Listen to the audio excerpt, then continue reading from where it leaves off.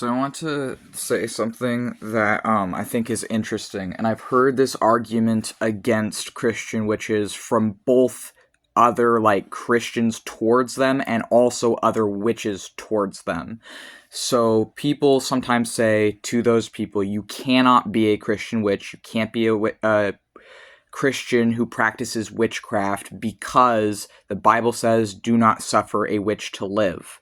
And before that, in the Hebrew, I think it's do not suffer a sorcerer to live or a sorceress to live. I'm not quite sure, but it gets changed to witch in, I think, the King James Version.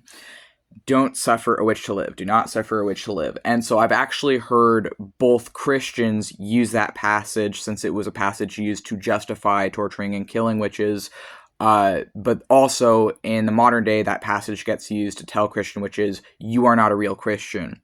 But then witches will use that same passage and say, look, in your own book says that you can't do this, so you're not a real Christian. Witches will say that to those Christian witches. So a Christian who practices witchcraft or a Christian who identifies themselves as a witch.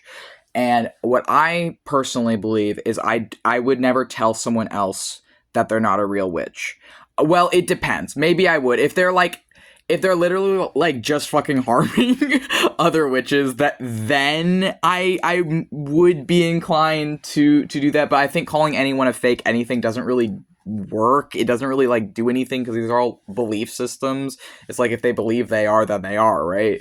So it's kind of complicated there. But suffice to say, I think those people, Christian witches, as an ex-Christian myself, I haven't been since childhood, are a necessary gray area. And I would argue, actually, that because King Saul visited the Witch of Endor, and so, as much as the Bible at one part might say, don't suffer a witch to live, there's another story in the Bible, in the Old Testament, of King Saul, where he banishes all the seers and all the mediums and all the witches out of his city. And then during the war with I believe they're the Philistines, or these giant people, he regrets it because he then seeks the guidance of God and he isn't answered. And so he then has to find one of the witches who wasn't able to escape when he made it illegal in his city and when he forced them all out.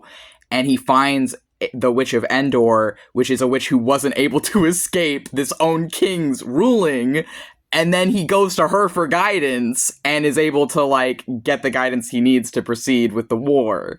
So if that's also a story in there where a king who disagreed with all these people or whatever as bad forces them out of his city or makes it they can't be there, and then he has to find one who wasn't able to escape his own reign to get guidance because his own God didn't answer. That's literally a story in the Old Testament. That's literally a story. It's King Saul and the Witch of Endor. And so it's I've read that story. So I'm because I've read a lot of the Bible, actually. As an ex-Christian, I'm not Christian. I have no intention of returning to Christianity ever because I'm a theistic Satanist, personally, which is a whole other thing. But I'm not going to talk about that right now because it's not the topic of the video. The topic of this video is defending Christian witches as a necessary gray area. But I just think it's interesting because, yes, that one part of the Bible says don't suffer a witch to live, but then this other part of the Bible says that if you do that, you end up needing them. It says if you try that you will regret it, essentially. So they already tried that in this story. They tried getting rid of all the witches, and then they regretted it because they ended up needing the king, the highest head of the land, ended up needing the aid of a witch. So to me, that's kind of saying that as much as Christians might hate us, they kind of need us. That's literally what it's saying, is that if you get rid of us, you'll regret it because you'll end up kind of needing us.